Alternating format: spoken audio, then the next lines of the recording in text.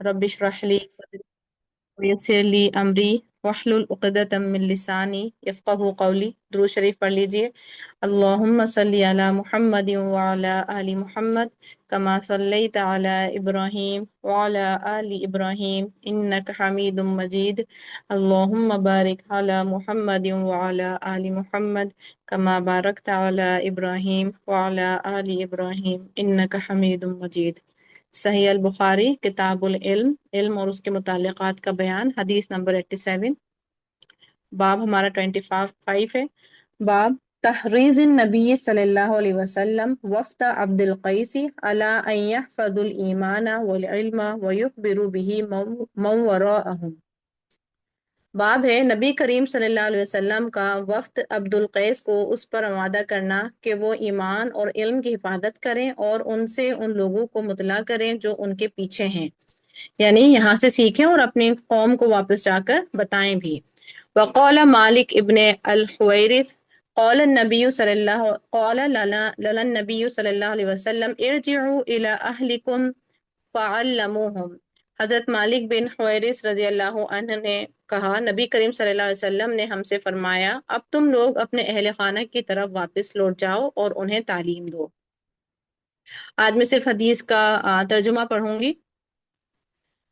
हज़रत अबू जुमरा से रिवायत है, उन्होंने कहा, मैं हज़रत इब्ने अब्बास रज़ी अल्लाह अन्हुमा और लोगों के दरमियान तर्जुमानी के फ़राइज़ अंजाम देता था। ये तर्जुमान थे हज़रत इब्ने अब्बास के। एक मरतबा हज़रत इब्ने अब्बास रज़ी अल्लाह अन्हुमा ने फरमाया, कबीला अब्दुल कैस का वफ़द नबी करीम सल्लल्लाहु अलैहि वसल्लम की खिदमत में आया तो आपने फरमाया, कौन सा वफ़द है या ये कौन लोग हैं? उन्होंने कहा, रबिया ख़ानदान से। आपने कौम या वफ़द को कहा, खुश आमदीद, ना रुसवा हुए और ना नदामत ही की कोई बात है। उन्होंने अर्ज़ किया, हम बहुत दूर दराज की मसाफत से आपकी खिदमत में हाजिर हुए हैं। हमारे और आपके दरमियान कुफ़ार मुज़र का ये कबीला हाइल है, इसलिए हम हुर्मत वाले महीनों के अलावा किसी और महीने में आपके पास नहीं आ सकते थे, क्योंकि हुर्मत वाले महीनों में कुफ़ार मक्का भी जो थे वो तलवारबाजी नहीं करते थे, यानी कत्ल गारत नहीं करते थे, बैन रखते थे अपने ऊपर, और बाकी महीनों में वो बहुत ज़्यादा मुसाफिरों को तंग किया करते थे। लिहाजा आप हमें कोई ऐसा काम बता दीजिए कि हम अपने पीछे वालों को उससे मुतला कर दें और उसके सबब हम जन्नत में दाखिल हो जाएं। आपने उन्हें 4 चीज़ों का हुक्म दिया और 4 चीज़ों से मना फरमाया। आपने उन्हें एक अल्लाह पर ईमान लाने का हुक्म दिया और फिर फरमाया, तुम जानते हो एक अल्लाह पर ईमान लाने का क्या मतलब है? उन्होंने अर्ज़ किया, अल्लाह और उसका रसूल ही ज़्यादा जानने वाले हैं। आपने फरमाया, इस बात की गवाही देना कि अल्लाह के सिवा कोई माबूद है हकीकी नहीं और मोहम्मद सल्लल्लाहु अलैहि वसल्लम अल्लाह के रसूल हैं। अच्छा, यहाँ पे आप हिकमत देख रहे हैं कि जब रसूलुल्लाह सवाल करते हैं तो कभी भी सहाबाए कराम बढ़ चढ़ कर जवाब नहीं देते हैं, हालांकि रसूलुल्लाह से ही कहते हैं कि आपको ज्यादा बेहतर मालूम है, और कभी कभी तो दिल में उनको पता भी होता लेकिन फिर भी वो खामोश रहते, नहीं बोलते। ठीक है, ये एक अदब है। जैसे होता है ना, अब हम देख रहे हैं कि बच्चों के अंदर से ये अदब और लिहाज बहुत खत्म होता जा रहा है कि अगर बड़े आपस में भी कोई बात कर रहे हो और बच्चों को उसका जवाब पता हो तो बच्चे एकदम से बीच में बोल जाते हैं और शर्मिंदा कर देते हैं बड़ों को, यानी पूछा भी नहीं जा रहा हो तब भी। लेकिन यहाँ पर हम देख रहे हैं कि सहाबाए कराम की इतनी बड़ी अजमत और इतना ज्यादा वो एटिकेट्स रखते थे कि रसूलुल्लाह की मौजूदगी में वो कभी भी बढ़ चढ़ कर नहीं बोला करते थे। बहरहाल, नमाज कायम करना, ज़कात अदा करना और रमज़ान के रोज़े रखना और माल गनीमत से 5वां हिस्सा अदा करना है, और उन्हें दबा, हिंतम और मुज़व्वत के इस्तेमाल से मना फरमाया। शोबा का बयान है कि कभी कभी अबू जमरा ने एक उनके साथ नकीर का भी जिक्र किया और कभी मुज़व्वत की जगह मुक़य्यर कहा।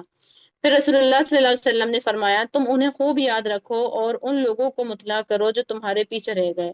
फायदा यहाँ पर किताब में लिखा है, वाज़ेह रहे कि जिन बर्तनों के इस्तेमाल के मुतालिक यहाँ पाबंदी का जिक्र है उसे बाद में रसूलुल्लाह सल्लल्लाहु अलैहि वसल्लम ने ख़त्म कर दिया था। ठीक है, कुछ अमल के पॉइंट्स है। वैसे तो ये हदीस हमारी रिपीटेड है। अपनी ज़िंदगी में सिर्फ इंफॉर्मेशन नहीं, प्रायोरिटी बेस्ड इस्लाम को जगह देना है। जो फ़र्ज सबसे पहले हैं उन्हें सबसे ज़्यादा अहमियत देनी है, यानी फ़राइज़ की कभी भी आपस से पूछ नहीं डालना है, जो फ़र्ज है वो फ़र्ज है। दीन सीखते वक्त ये सोचें कि मैं इस इल्म को आगे किस तक पहुंचाऊंगी, सिर्फ अपने तक महदूद ना रखें। ठीक है, क्योंकि यहाँ पर भी हम देख रहे हैं कि रसूलुल्लाह जब तालीम दे रहे हैं तो साथ कह रहे हैं कि अगलों को भी बताना। کسی بھی دعویٰ یا تعلیم میں لوگوں کے حالات اور ضروریات کو سمجھ کر بات کریں، جیسے نبی کریم صلی اللہ علیہ وسلم نے وقت کے حالات دیکھ کر انہیں مختصر اور ضروری بات سکھائی۔ یعنی جب ہمارے پاس بہت ساری انفارمیشن آ جاتی ہے تو وہ اوور فلو بھی کرنا شروع ہو جاتی ہے، یعنی وہ بے حکمتی باتیں بھی شروع ہو جاتی ہیں کہ وہ اس ٹائم موضوع نہیں ہوتا، لیکن کیونکہ پتہ تھا تو وہ شیئر کرنا شروع کر دیا۔ تو اس بات پہ بھی ہم نے دیکھنا ہے کہ کون سی بات کہاں پر اور کتنی کہنی ہے۔